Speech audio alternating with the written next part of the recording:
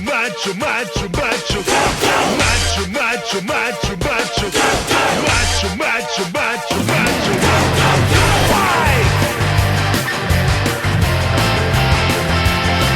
Go fight!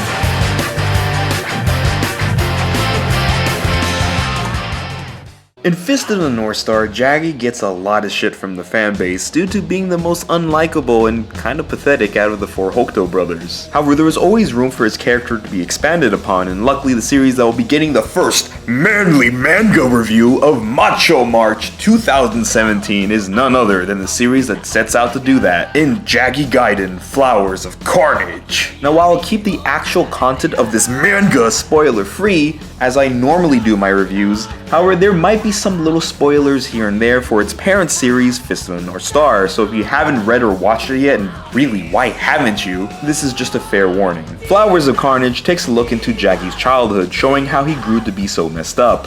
And I really have to say, it's a really good read, as this manga gives you the fucking feels for Jagi, who, mind you, was quite the bastard in Fist of the North Star. Right off the bat, we learn that there was much more to the relationship between Jagi and Ryukin than the original series let on. While not blood-related, Ryukin took in a young Jagi as his son, but did not raise him to become the next successor to Hokuto Shinken, due to not wanting him to suffer the cruel fate of those who train under the deadly martial arts. However, when his new brothers arrive and start to train under Ryukin, Jagi feels the need to try his best to become the successor in order to prove himself to his adopted father, as he tries everything in his power to become the legendary 64th successor to Hokuto, which was actually very inspiring to see considering how much harder he had to work compared to his naturally gifted brothers.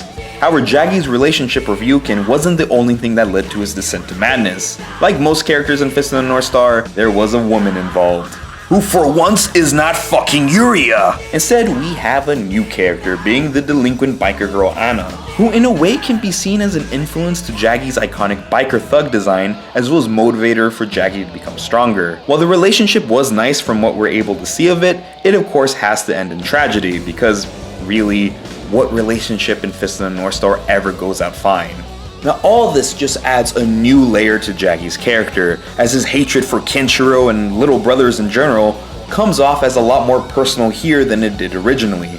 And scenes where Ryukin chooses Kenshiro as the next true successor of Hokuto, or Jagi messing around with his brothers' relationships, are now suddenly way more emotionally charged. Some parts of the series actually had me tearing up quite a bit and really feel for Jagi. Sure, all of his actions are certainly not justifiable, but here they are at least somewhat understandable, making Jagi no longer some big evil asshole, but a tragic and misunderstood delinquent whose wrong choices led him to the point of no return.